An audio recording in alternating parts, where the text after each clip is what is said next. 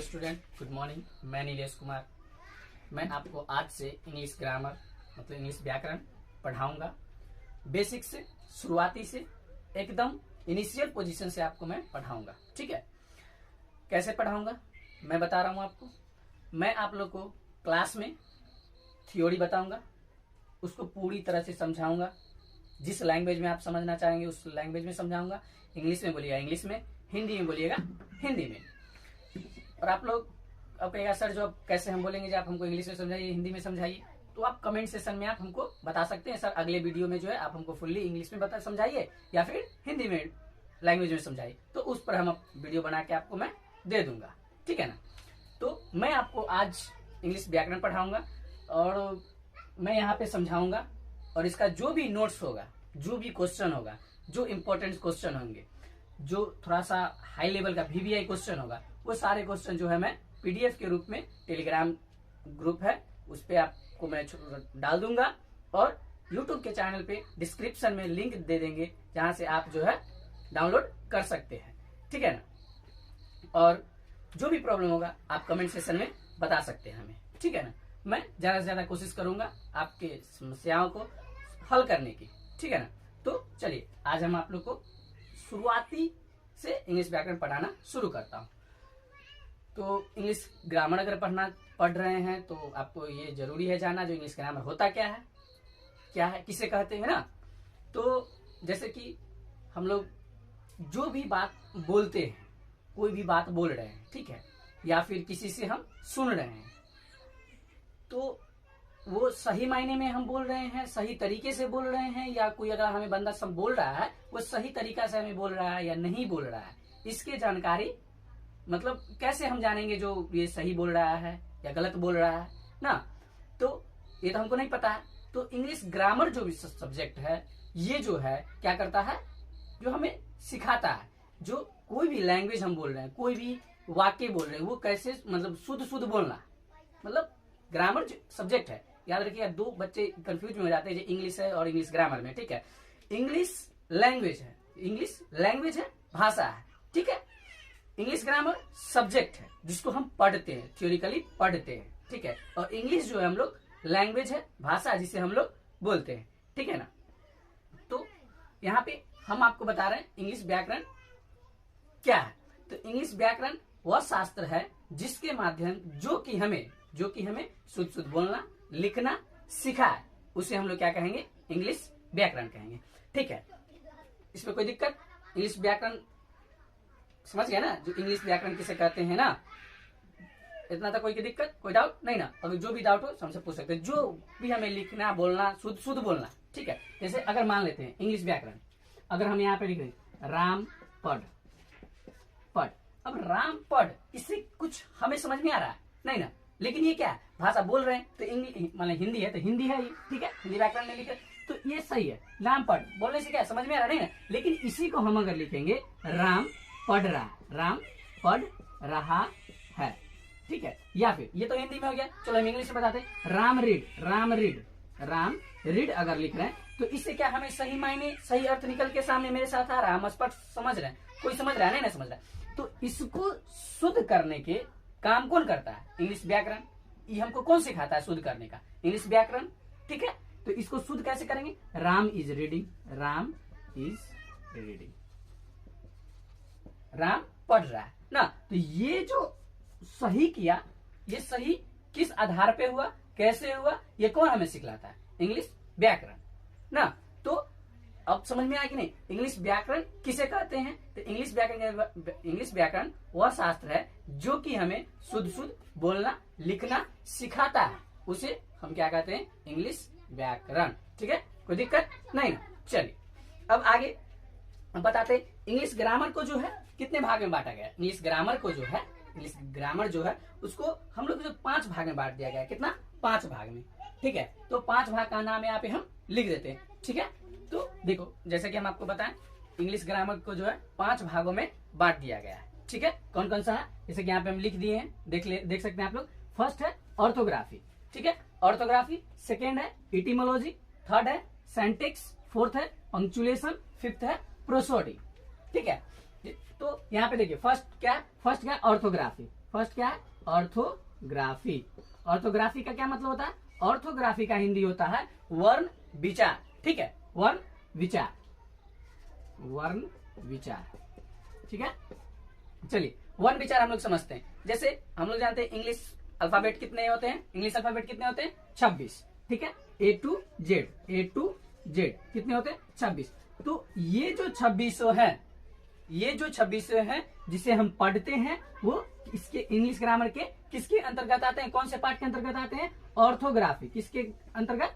Orthography के अंतर्गत आते हैं। मतलब वर्ण विचार का मतलब हो गया जो कि हम इंग्लिश अल्फाबेट को ही हम लोग क्या बोलते हैं? ऑर्थोग्राफी। ठीक है, कोई दिक्कत? ऑर्थोग्राफी, कोई दिक्कत नहीं ना? चलिए अगला दूसरा हम आपको बताते हैं इटीमोलॉजी।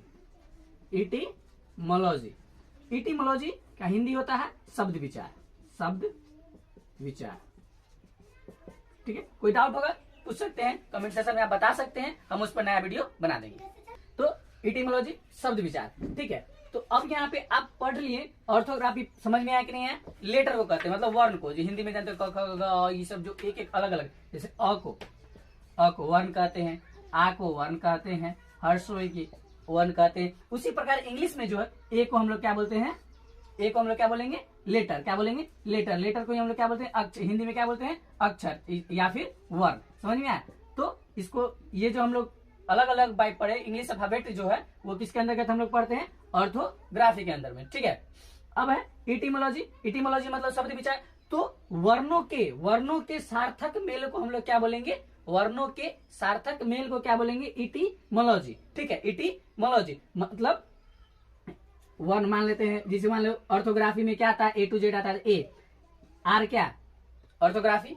Group of letter which gives us meaningful sense is called etymology ना, is called etymology। इसका डिफिनीशन है, हम लोग बोल सकते हैं। ठीक है ना, और इसका जो डिफिनीशन है वो हम आप लोग को PDF के रूप में डाल देंगे। ठीक है, तो यहाँ पे देखिए group of letter, group of letter. तो ये क्या है? लेटर है, लेटर। और ए क्या है? लेटर है। एम क्या है? लेटर है। और ग्रुप मतलब एक साथ सभी को जोड़ना। ये सभी को एक साथ जोड़ देंगे तो क्या बन जाएगा? RAM, राम। तो राम लिखने से हमें ये समझ में आ रहा है जो ये जो है क्या? किसी व्यक्ति का नाम है। तो ये क्या है? एक सार्थक अर्थ दे रहा है ना, एक जो कि हम समझ पा रहे हैं। जो ये क्या है? राम है। राम मतलब किसी का नाम है। ठीक है ना, कोई दिक्कत नहीं ना। और जैसे कि फिर देखिए यहाँ पे जी क्या है? लेटर है। ओ क्या है? लेटर है। ये दोनों को मिलके क्या बना रहा है? गो क्या बना रहा है? एक वर्ड बना रहा है, शब्द बना रहा है। ठीक है ना, तो गो के मतलब हमको समझ में आ रहा है। गो मतलब क्या होता है? जाना। गो मतलब जाना। तो ये हमें पूरी समझा रहा है जो इटीमोलॉजी का हम लोग कैसे डिफाइन कर सकते हैं? Group of letter which gives us meaningful sense is called orthography. ठीक है, कोई दिक्कत नहीं ना? तो आप लोग इटीमोलॉजी समझ गए कि नहीं समझ गए? समझ गए ना? हाँ, अब नेक्स्ट है क्या है? सेंटेक्स। क्या है? सेंटेक्स। अब देखिए सेंटेक्स का हिंदी क्या होता है? वाक्य विचार। वाक्य विचार। ठीक है, चलिए वाक्य विचार। अब देखिए यहाँ पे सेंटेक्स मतलब क्या है? जो वाक्य बना, group of words which makes meaningful sense is called syntax ना। वाक्य किसे कहेंगे? वाक्य विचार किसे कहेंगे? जो शब्दों के समूह जिससे सारे शब्दों के समूह को एक साथ रख के इकट्ठा करके लिख दे और जिससे हमें कुछ नया अर्थ पता चले, समझ में आए, उसे हम लोग क्या बोलेंगे? वाक्य विचार। ठीक है, तो ऐसे चीज को जो हम लोग किसके अंतर्गत पढ़ते हैं? इंग्लिश ग्रामर में सेंटेक्स के अंतर्गत। ठीक है, चौथा है पंक्चुएशन। ठीक है, पंक्चुएशन का हिंदी क्या होता है? चिन्ह विचार।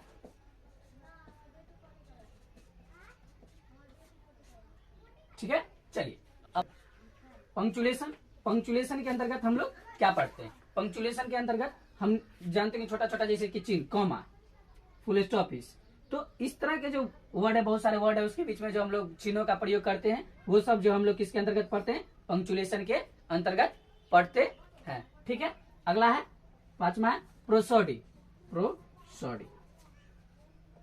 प्रोसोडी का हिंदी होता है छंद विचार, छंद विचार।